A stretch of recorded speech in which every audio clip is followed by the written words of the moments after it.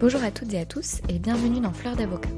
Je suis Lila-Louise Maréchaux et dans ce podcast, je vais à la rencontre des avocats bien dans leur robe. J'ai le plaisir de partager avec vous mon échange avec maître Maxime Cléry-Melin.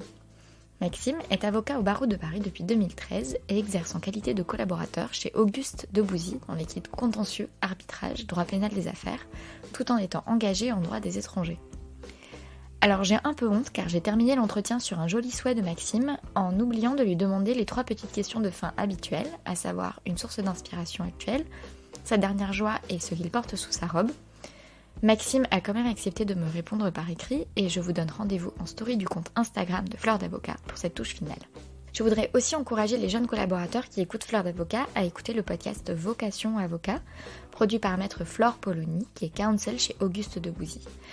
Il est souvent reproché aux avocats de ne pas savoir manager et j'aime l'idée de ce podcast que je vois comme un pont entre les avocats expérimentés et ceux qui débutent, une occasion de mieux expliquer aux jeunes ce qui est attendu d'eux, une sorte de dialogue qui est finalement ce qui manque beaucoup en cabinet d'avocats au niveau du management. Bien sûr, ces conseils ne sont pas universels et en l'occurrence ils sont très typés cabinet droit des affaires de grande taille, car c'est dans ce type de structure que Flore exerce. Gardez donc en tête que chaque cabinet, chaque manager est différent, mais cela dit, je salue l'initiative et je suis certaine que nombreux sont les jeunes qui y trouveront des clés. Merci enfin à Thibault Labbé, mon invité de l'épisode 10 de Fleurs d'avocat, de m'avoir mise en relation avec Maxime. Enfin, n'oubliez pas de laisser un avis et des étoiles sur iTunes ou l'application que vous utilisez. Merci beaucoup par exemple à Karma Béa que le podcast aide à aiguiser sa vision du fonctionnement de la galaxie des avocats. Je n'en dis pas plus et vous souhaite une bonne écoute. Bonjour Maxime Cléry-Melin. Bonjour Lila. Merci d'être mon invité sur Fleurs d'avocat. Merci de m'avoir invité. Alors Maxime, raconte-moi comment et pourquoi tu es devenu avocat. Alors je suis devenu avocat à 27 ans, ce qui est un peu plus tard que la moyenne des avocats. Après une école de commerce. J'ai fait une école de commerce et j'ai découvert le droit sur le tard. Ça a été un vrai coup de foudre qui a fait qu'en quelques mois, j'ai décidé de totalement changer de bord et d'abandonner les métiers et l'idée très internationale que je me faisais de ma carrière pour découvrir, pour creuser en fait la pratique et l'apprentissage du droit, d'abord à distance, puis en fac et puis en école d'avocat. Qu'est-ce que tu veux dire? Alors déjà plusieurs choses dans tout ce que tu veux dire. Bien Toi sûr. tu as commencé une école de commerce parce que tu envisageais une carrière en grosse boîte à l'international. Bah, j'ai fait cursus prépa école de commerce parce que l'idée d'aller partir à l'étranger, vivre loin, vivre dans des endroits assez exotiques et pouvoir travailler dans des grandes boîtes me plaisait bien. Assez vite en école de commerce, en fait, le virus de l'international m'a vite pris et je me suis mis en fait à apprendre le chinois dès le premier jour de la première année d'école de commerce. Et quelques mois plus tard, on m'a proposé un échange à Shanghai et je suis parti pendant 2 ans à Shanghai en fait. Donc mon école de commerce, beaucoup, encore aujourd'hui, se résume beaucoup à cette étape très importante pour moi à Shanghai. Qu'est-ce que tu as découvert d'important pour toi à Shanghai? J'ai découvert beaucoup de choses. J'ai découvert que je pouvais m'adapter, que je pouvais vivre loin de mes bases, ce qui était quelque chose que j'avais envie de tester, de mesurer, après avoir vécu à Paris toute mon enfance et ma jeunesse. Et j'ai découvert des amitiés très fortes. Mes copains très proches aujourd'hui sont de la bande de Shanghaïens. J'ai découvert aussi les différences, l'altérité. J'ai découvert le fait que des gens à l'autre bout du globe pensent, vivent différemment.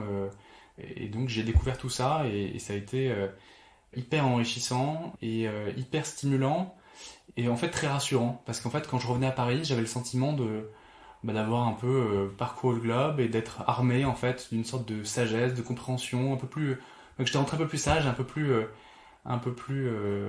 câblé que je ne l'étais avant de partir. Dans quelles conditions est-ce que tu as eu ton coup de foudre pour le droit? C'est en rentrant après cette 2e année à Shanghai, et c'est une année de césure ensuite de stage à Shanghai en finance, donc rien à voir avec le droit, qu'un copain, reprenant mes cours de 3e année à Paris, un copain me disait inscris-toi en droit, tu verras, c'est chouette, c'est plutôt intéressant, et puis ça fait une année de plus sur le CV, ça fait jamais de mal. Donc en parallèle En parallèle, ma 3e année qui s'annonçait pas très réjouissante, avec beaucoup de cours de rattrapage un peu barbants. Le principe des écoles de commerce, c'est qu'on n'a quand même pas des cours foncièrement à la base passionnant. C'est vraiment le trésor des écoles, c'est vraiment de pouvoir partir facilement à l'étranger, ça c'est vraiment un vrai plus. Et donc ce copain m'a dit inscris-toi en droit, tu verras, c'est passionnant. Comme j'avais un peu les mêmes goûts que lui, je m'étais rendu compte qu'on aimait beaucoup les mêmes choses. Je me suis lancé, donc je me suis inscrit au CAVEJ, l'enseignement à distance de droit à Paris. Et je me suis cogné les polis de droit administratif, de droit du travail, enfin, des choses extrêmement variées. C'était l'équivalent de la L3 à laquelle j'avais accès directement. Et là, tout de suite, mais dès les premières pages des polis, ça a été le virus du droit m'a saisi, quoi.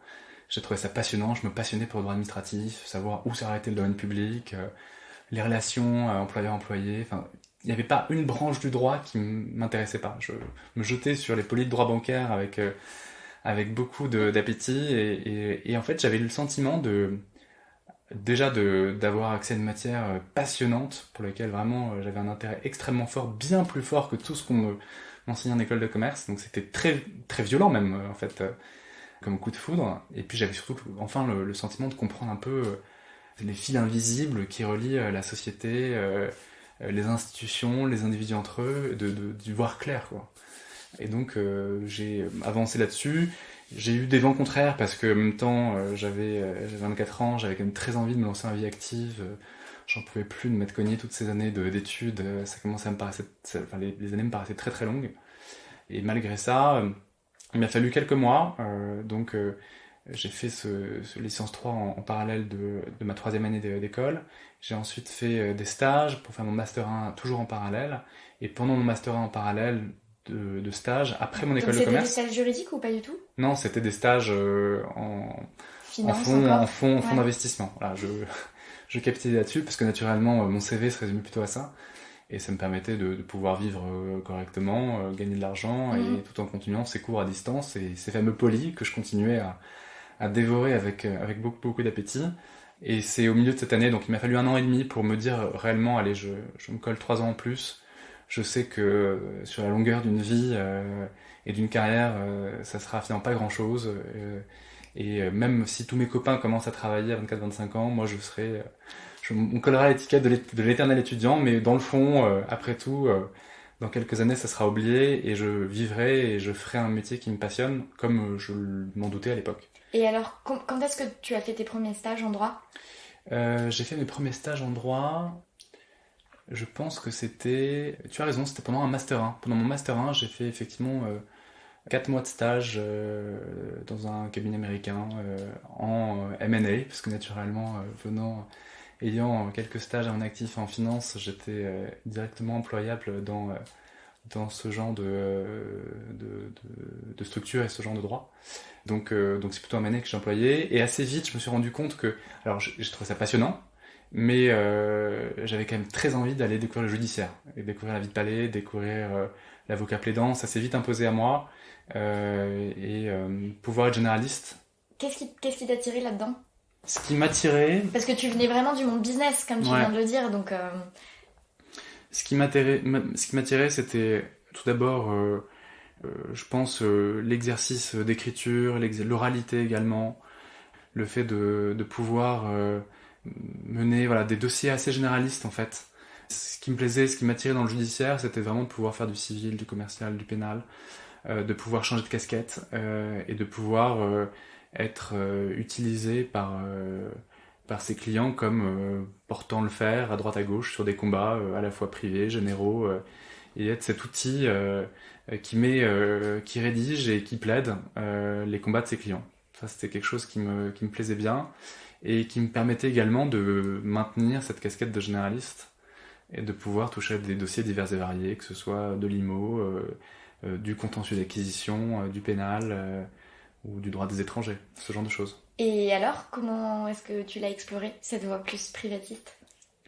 J'ai fait un Master 2, ensuite, en droit des contrats, droit des biens, donc droit privé, à la Sorbonne. Je l'ai fait parce qu'on m'a dit à l'époque, j'avais pas beaucoup d'infos, de fait, hein, parce que j'étais un peu tout seul dans mon coin, il y avait pas beaucoup, on n'était pas nombreux en école de commerce à faire des études de droit, on communiquait assez peu entre nous, alors c'était un peu le système les uns copiaient les polis, se refilaient les fiches, mais on avait le sentiment un petit peu, et les écoles nous soutenaient relativement peu. Et donc on se refile des fiches, les bons tuyaux, on essayait d'y voir un peu clair dans le monde de la fac qu'on connaissait pas du tout. Et assez vite, à la fois dans la structure américaine, le cabinet américain que j'avais rejoint pour un stage, et puis d'autres, des anciens élèves, des étudiants en droit me disaient que ça serait bien d'avoir un vernis un peu plus privatiste et d'être passé sur les bancs de la fac. Donc j'ai encore prolongé un peu plus en faisant un master 2 en présentiel. Ça a été une découverte pour moi parce que j'ai eu la chance, et j'en ai la chance aujourd'hui d'avoir connu à la fois le monde de la fac et le monde d'école de commerce, qui sont souvent deux mondes qui s'ignorent pas mal, avec pas mal d'a priori, de préjugés les uns sur les autres. Donc je suis ce pont entre la fac et l'école de commerce. Et donc voilà, donc on m'a conseillé de faire une année en plus de droit privé pour pouvoir légitimement aller faire du contentieux et sans qu'on me dise t'as eu tes diplômes de droit dans une pochette surprise après ton école de commerce, quoi. Ce qui était un peu, ce que les gens disaient à l'époque. Je sais pas si c'est encore le cas aujourd'hui, mais à l'époque ça se disait. Donc du coup, mais ça a été top. Hein. J'avoue que ça a été à nouveau une petite secousse parce que mon premier jour sur les bancs de la fac, je me rappelle très bien. Déjà, les étudiants de M2 me regardaient, on était une quinzaine, hein, ils me regardaient avec des yeux gros comme des soucoupes en se disant c'est qui ce type qui revient de 2 ans de Chine. Ça paraissait quand même très très loin de la place du Panthéon. Et puis clairement, le premier cours, c'était un cours de libéralité en droit romain. Et ça me changeait du coup beaucoup de mes cours de finance, puisque le leg en droit romain, c'était quelque chose qui me paraissait... Et à ce moment-là, au milieu du cours, je me rappelle très bien, j'étais au premier rang, parce que j'étais arrivé un peu en retard. Et je me suis dit, mais qu'est-ce que je fous là c'est quand même, est-ce que j'ai pas fait une erreur en allant dans une branche qui est quand même un peu éloignée de ce que mes copains, mes connaissances ont fait, etc. Ensuite, naturellement, les autres cours, droit des contrats, droit des biens, j'ai pu raccrocher un peu les wagons. Mais c'est là que t'as vraiment découvert en fait ce que c'est que la fac. Ouais, complètement, ouais. Complètement. Ouais. Et donc dans le cadre de ce Master 2, t'as fait un stage en judiciaire du coup? Non, j'ai pas fait de stage en judiciaire à ce moment-là. J'ai pas fait de stage en judiciaire. J'ai fait mes stages, je les ai uniquement fait en école d'avocat à l'ESB après, où j'ai commencé par faire un PPI en Chine. J'ai renoué avec mes amours chinoises en retournant 6 mois en Chine pour mon PPI dans un cabinet de conseil M&A. L'intérêt pour moi, c'était vraiment de retourner là-bas. Et en plus, j'avais quand même j'étais encore au milieu de mes vents contraires. Si tu veux, j'avais quand même très envie. J'avais cette envie, en quittant l'école de commerce, de partir en Chine, monter une boîte. Quelques copains l'ont fait. J'avais vraiment ce désir entrepreneurial en Chine. Et en même temps, je savais pas quoi faire de cet amour inconditionnel pour le droit qui m'était tombé dessus sans que j'y prenne garde. Et je me suis dit, bon, bah, pour lever l'ambiguïté, il faut que j'aille tester la compatibilité entre les deux, 6 mois en Chine.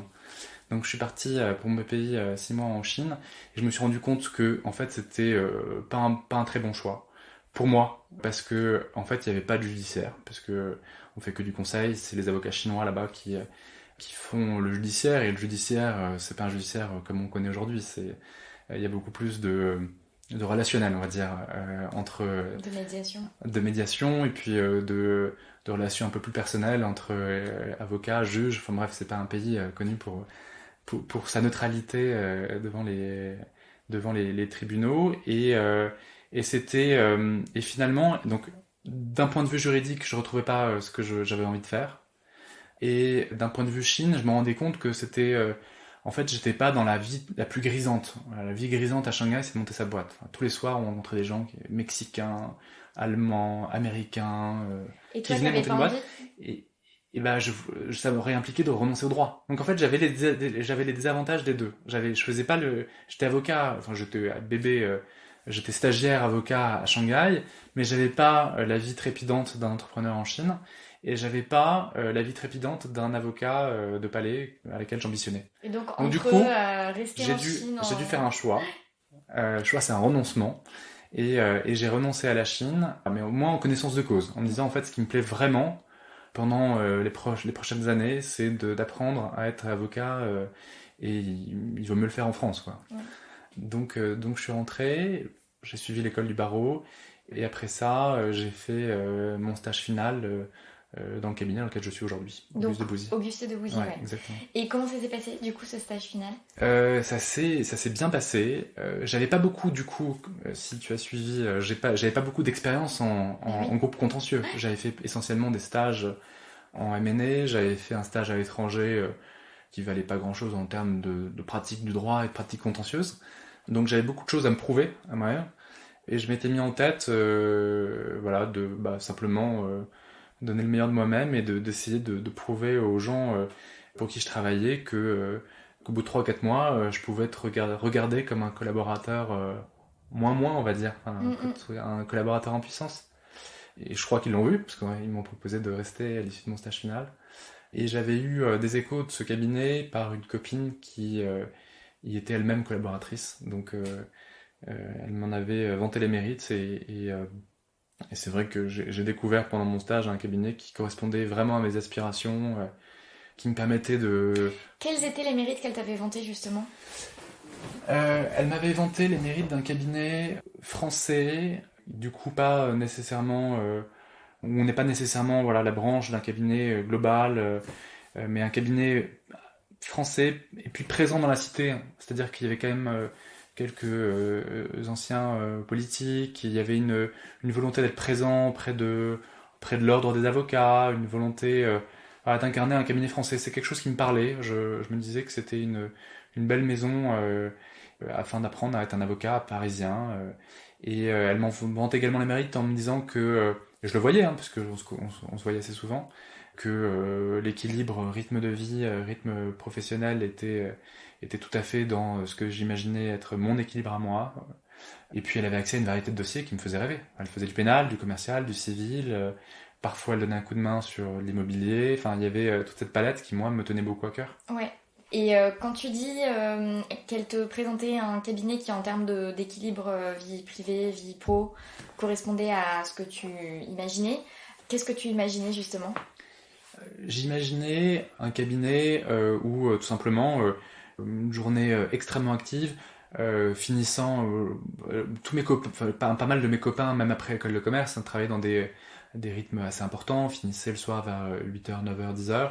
Je me disais que mes premières années de collaboration, voilà, j'étais prêt à donner des coups de collier, un petit coup de collier pour apprendre le métier de manière express, tout en ménageant. Enfin, l'idée c'était pas d'y passer mes nuits, l'idée c'était pas d'y passer mes week-ends, et ça avait l'air de correspondre à ce qu'elle vivait. Donc, et c'est ce que j'ai découvert là-bas en tant que stagiaire puis en tant que collaborateur. Donc, Et alors, ces débuts de collaborateur, en euh, combien de temps est-ce que tu estimes avoir passé ce gap qui était important pour toi de te prouver à toi-même que t'étais plus le mec qui sort d'école de commerce et qui est un apprenti juriste, où tu t'es senti vraiment juriste en plein pouvoir, enfin, entre guillemets quoi. il y a eu plusieurs étapes. La première étape, le fait de me sentir juriste, ou en tout cas pas moins légitime que les autres, assez vite, parce que dans le fond, j'ai bien vu que pendant mon stage, j'étais apprécié, les collaborateurs, les associés faisaient appel à moi pour gérer leurs dossiers, même en solo, donc ce qui était comme hyper gratifiant en tant que stagiaire. Donc assez vite, je me suis rendu compte que finalement, j'avais pas à rougir d'avoir séché L1 et L2, qui étaient les petites musiques qu'on me donnait avant, qui avait expliqué notamment pourquoi je m'étais cogné un M2 en plus en droit privé, ce qui était un plaisir par ailleurs. Donc ça, assez vite, je me suis senti, si tu veux, sur la même ligne de départ que les autres. Ensuite, le métier de collaborateur, je pense que je l'ai appris, il m'a fallu une année, je pense, pour comprendre ce que ça exigeait en termes de responsabilité et en termes de comprendre la fine alchimie entre les associés d'un cabinet d'affaires et les collaborateurs. Ce qui est attendu d'eux, à la fois la liberté, la responsabilité des dossiers et en fait l'assurance dont ils ont besoin. J'ai mis un peu de temps à apprendre à donner des gages d'assurance. Je gérais les dossiers, il n'y avait pas trop dans la raquette, je faisais mon boulot, je le faisais consciencieusement, je le faisais bien, je crois. En tout cas suffisamment bien pour pas être jeté par la porte. Mais je le faisais, je crois que j'ai mis un peu de temps à comprendre que quand on gère 50, 60 dossiers et qu'on est associé d'un cabinet d'affaires, il faut avoir une équipe qui également fait remonter de l'information sur l'assurance que les dossiers sont suivis. Donc cette communication sur les dossiers, pas simplement la production, mais la communication sur la production, j'ai mis un peu de temps à l'intégrer. Donc il m'a fallu, je pense, 6 mois, 1 an, avant de trouver le rythme de croisière. T'as eu des petits déclics? Des moments qui ont un peu marqué un cap dans cet apprentissage de cette communication, justement? J'ai eu des entretiens avec mes boss, Ouais. qui m'ont fait comprendre que j'avais pas encore tout à fait compris ce que ça impliquait. Donc j'ai eu cette montée progressive. Je pensais, en fait, on commence en collaboration, on sort de stage final dans la même équipe. on pense qu'on est un peu le roi du pétrole et qu'on a pigé comment ça fonctionnait. En fait, on a encore beaucoup de choses à apprendre la première année, deuxième année, où en fait on déchiffre l'alchimie très subtile qui régit un cabinet. Je pense que ça vaut également pour les cabinets de taille moyenne et de petite taille. Parce On que est c'est des choses. vraiment dans la mécanique Ouais. des relations, En fait, de l'organisation, quoi. et ça, je suis capable aujourd'hui de le verbaliser beaucoup plus clairement, parce que je pense que le management, c'est quelque chose qu'on a beaucoup de mal à apprécier en cabinet, quelle que soit la taille des cabinets. Des avocats, de manière générale, c'est un exercice assez individuel, qu'on soit collaborateur ou associé. Il y en a un ou deux ou trois maximum qui bossent, qui produisent, qui écrivent, qui rédigent et qui plaident. C'est un exercice assez solitaire. Et quand on compare avec quand je compare avec tous mes copains qui travaillent en équipe, qui aujourd'hui dirigent des équipes de 10, 15, 20 personnes, jamais, moi, si je continue ma carrière d'avocat, je ne serai en mesure de gérer. Ça me va très bien, je suis très content là où je suis aujourd'hui. Hein. Mais du coup, on se pose beaucoup moins de questions de management. On est souvent la tête dans le guidon. On est tenu rêne serrée par nos clients, par les associés. Il faut sans cesse délivrer. On a sans cesse un dossier qui est sur le feu. Donc on prend pas vraiment le recul et on a du mal à voir comment les choses se structurent. Et ça, c'est quelque chose probablement que tout jeune collaborateur qui du coup quitte effectivement son rôle de stagiaire et devient collaborateur devrait comprendre, on devrait lui apprendre à déchiffrer assez vite. Je pense que chaque cabinet est différent, mais à déchiffrer assez vite comment est-ce que les liens se font, qu'est-ce qui est attendu. Ça impliquerait que les cabinets soient eux-mêmes conscients de Voilà. cette mécanique et de cette organisation. Je suis assez persuadé que finalement, peu d'associés dans des grands cabinets sont suffisamment conscients de ces liens qui sont tissés entre les uns et les autres et du fait que les gens ne le savent pas spontanément. Et toi, est-ce que, parce que du coup, ce qui est intéressant dans le fait que tu aies fait une école de commerce et pas juste un master en école de commerce, mais vraiment une école de commerce depuis le début, est-ce que c'est quelque chose que tu as suivi en école de commerce et du coup qui t'a permis d'avoir ce regard assez rapidement par rapport à ton exercice en cabinet d'avocat? Alors je sais pas si je l'ai eu rapidement, parce qu'il m'a fallu ces petits déclics pour finalement le comprendre. Enfin, si c'est déclic, Ouais. c'est un an, je trouve que ça va, c'est plutôt rapide. Oui, mais par rapport à... j'ai encore, enfin je continue aujourd'hui à D'accord, apprendre encore des pardon. choses. Ouais.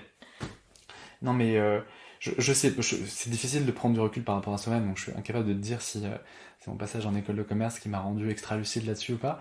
Non, c'est vrai que en école, quel que soit le cours, on apprend à travailler en groupe, on a des projets en commun, et en fait, la vraie plus-value des écoles de commerce, et j'avais lu une étude d'un sociologue passionnante là-dessus il y a quelques années, c'est les associations dans lesquelles on se lance. Il n'y a pas une école qui n'a pas une cinquantaine, une soixantaine d'associations, et c'est là en fait on apprend les liens, on apprend le management, on apprend à gérer des équipes, on apprend à motiver, on apprend à faire preuve d'autorité quand les uns ou les autres finalement C'est de manifestent un l'apprentissage sur engagement. le tas, quoi. Complètement, mais je me rappelle plus exactement ni du nom de ce sociologue, ni de l'intitulé de son étude, mais son thème phare c'était la déscolarisation en école de commerce. En fait, après X années de prépa, etc., ou alors de cursus parallèle, où on a Où t'as été, prouvé que tu savais apprendre, que t'as on a prouvé appris à que... la tête des têtes bien faites. En fait, l'école de commerce vient déscolariser, vient mettre en pratique et vient apprendre à toute une jeune classe d'âge à gérer ses rapports de management. Et donc toi, pour en revenir à ton regard là-dessus, une fois avocat, tu dis que tu vois que t'as ce regard extrasensible qu'il a évolué et que tu décryptes et que tu décryptes toujours aujourd'hui.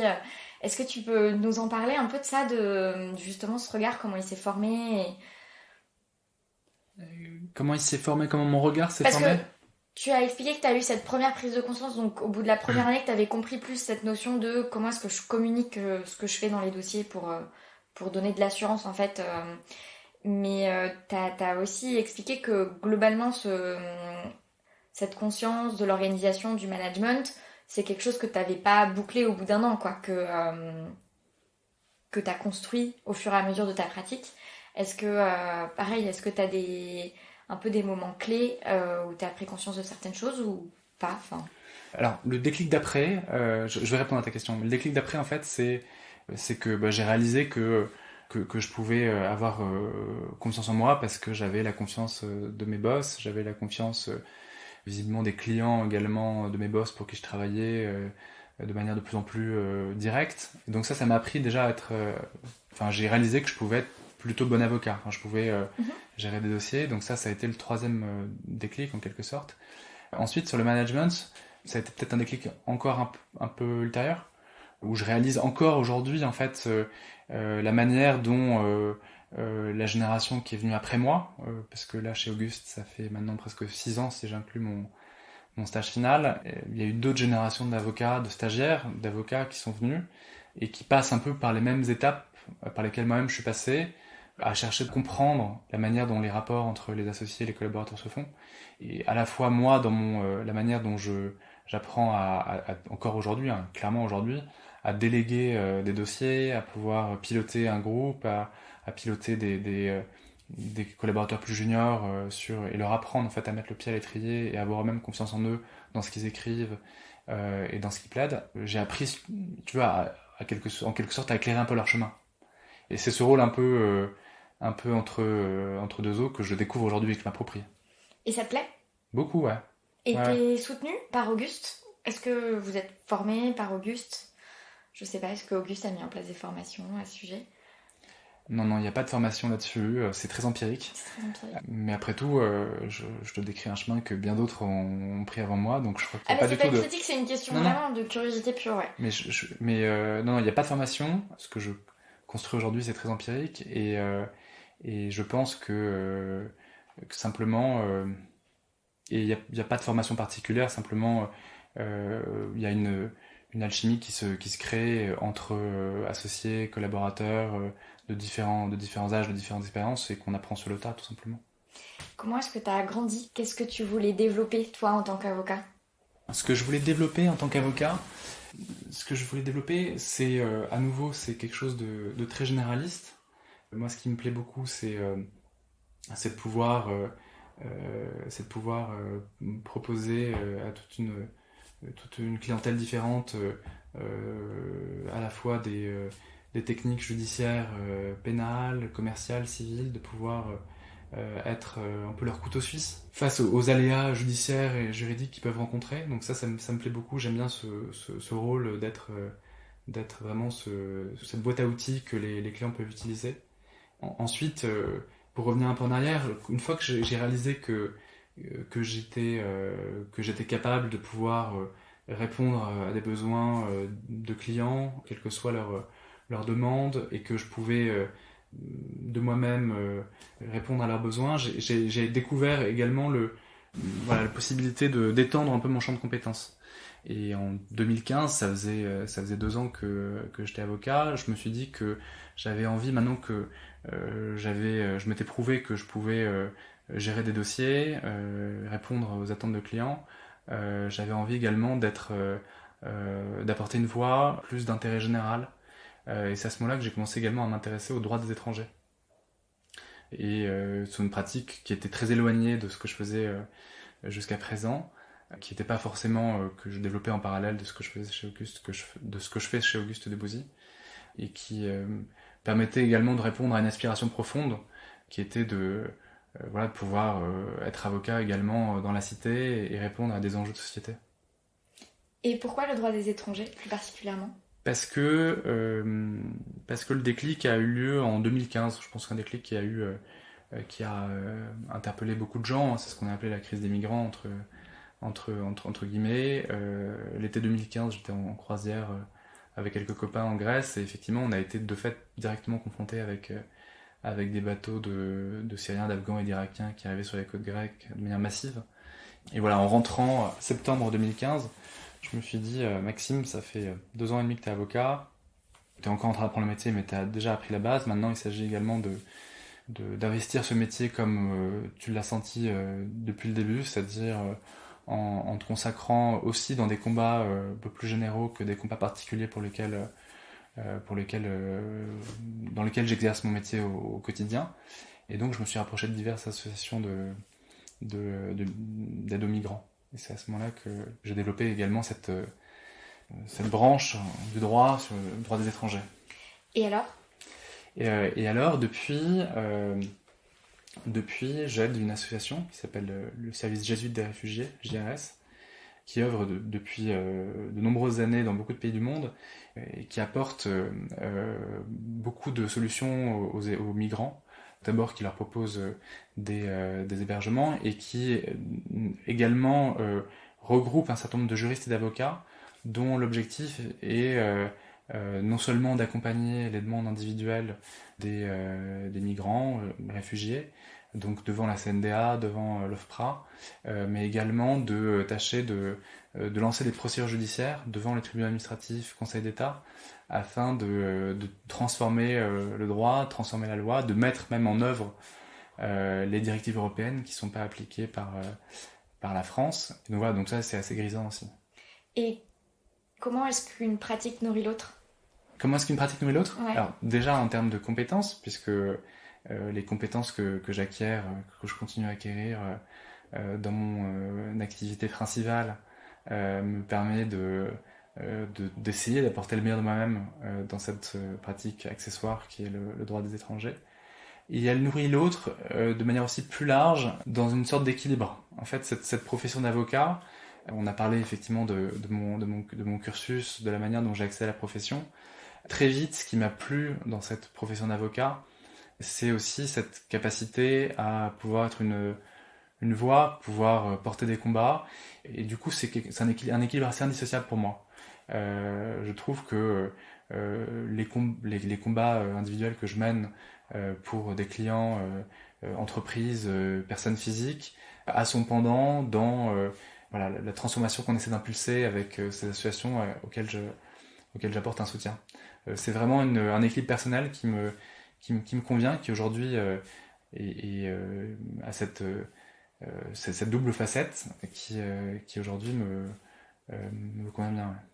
Et comment est-ce que Auguste Debouzy accueille cette deuxième activité que tu as? Il l'accueille avec à bras ouverts. Il y a 2 ans, ils m'ont permis de pouvoir partir 5 semaines d'affilée dans un camp de réfugiés en Grèce, ce qui était assez inédit. J'avais déjà un peu renié mon quota de vacances et ils m'ont permis naturellement sans aucune hésitation et avec beaucoup d'intérêt dans ce que je développais. Et ils m'ont permis de pouvoir prendre 5 semaines d'affilée, ce qui est pas évident quand on a des dossiers à gérer.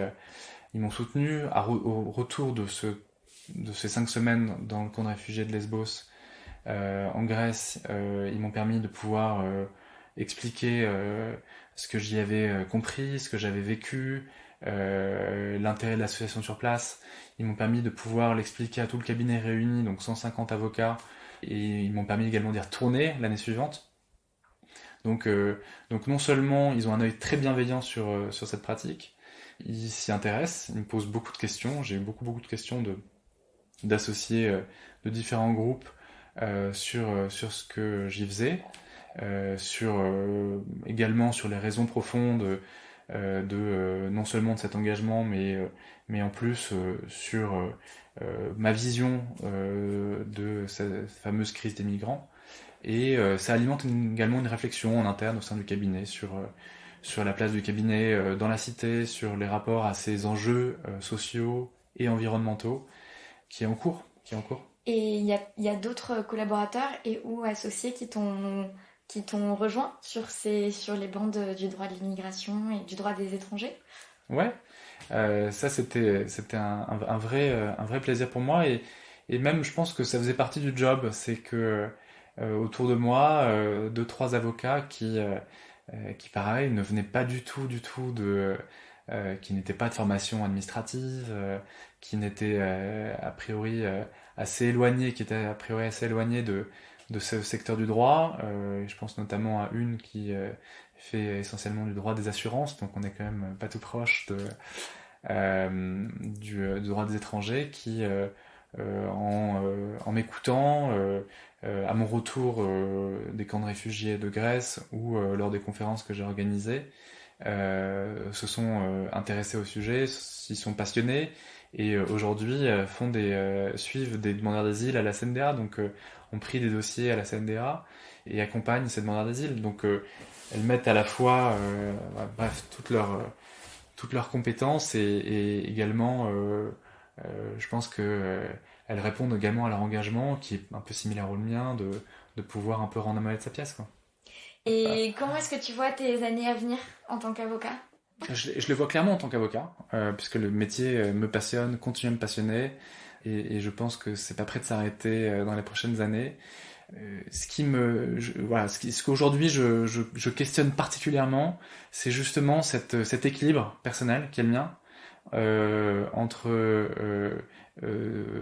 mon activité principale pour des entreprises, pour des particuliers, du droit commercial, du droit pénal des affaires, et cet engagement également sur des dossiers de droit des étrangers. Ce que je vois dans les prochaines années, c'est justement le travail de cet équilibre, la manière dont ces deux facettes de ma vocation d'avocat, de ma profession d'avocat, vont continuer à s'interroger l'un l'une, probablement à se féconder l'une et l'autre également. J'aime bien, c'est un mot que j'ai utilisé au tout début de notre entretien, mais j'aime bien la notion de pont, en fait.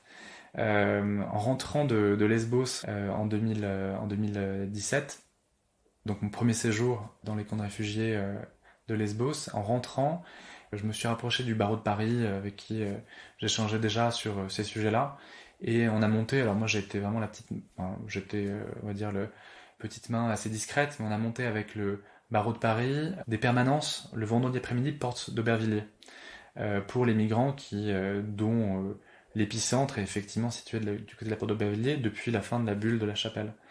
Donc le barreau de Paris, et je les ai aidés là-dessus, a fait en sorte que le bus de la solidarité stationne le vendredi après-midi, porte d'Aubervilliers, pour répondre et soit exclusivement dédié aux migrants en besoin de conseils et de visibilité sur leur parcours qui leur manque cruellement. Donc voilà, donc à plusieurs reprises, notamment au lancement du bus, c'est vraiment présent ces derniers mois, mais au lancement du bus, je m'échappais quelques vendredis après-midi à 14h pour aller passer 3 heures dans le bus et y revenir ensuite au cabinet. Et j'étais assez surpris, étonné, interrogé et en même temps avec beaucoup de plaisir, par cette espèce de changement de monde auquel je procédais en une seule après-midi, à Paris même, où je me retrouvais à 16h dans un bus stationné porte d'Aubervilliers à conseiller un jeune Soudanais ou un jeune Malien totalement paumé, broyé par la machine européenne, par la machine de l'asile européen, et me retrouver une demi-heure plus tard ou une heure plus tard, en un coup de RER, à nouveau dans le 8e arrondissement, à travailler pour mes clients, entreprises, particuliers. Et j'aime bien cette idée de pont, j'aime bien cette capacité, et je le constate, je le vois autour de moi, hein, cette volonté à finalement rapprocher les mondes. Et je crois que si j'ai une envie dans les prochaines années en tant qu'avocat, parce que je crois que le métier d'avocat s'y prête, c'est justement de rapprocher ces mondes.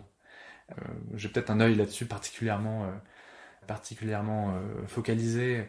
Je constate que finalement, voilà, les mondes se rapprochent. Je trouve que le monde des affaires finalement est de plus en plus à différents degrés ce monde des affaires doit faire face à des questions de droits fondamentaux. Je trouve que les droits fondamentaux aujourd'hui deviennent, c'est peut-être, si on est pessimiste, c'est peut-être une manière de réaliser que le monde finalement devient assez violent, très dur, et que les choses vont pas forcément dans le bon sens dans les prochaines années. Mais je constate que les droits fondamentaux interrogent même des grandes sociétés comme la BNP au Rwanda ou Lafarge en Syrie. Les droits fondamentaux redeviennent quelque chose d'absolument crucial, et j'aspire du coup moi personnellement à être dans les prochaines années un pont entre deux mondes, entre le monde des affaires et les droits fondamentaux qui vont naturellement être absolument prégnants, je pense, dans les prochaines années. Merci beaucoup, Maxime, pour Merci, cet entretien, et bon courage pour le pont à continuer à construire. Merci d'avoir invité. De rien.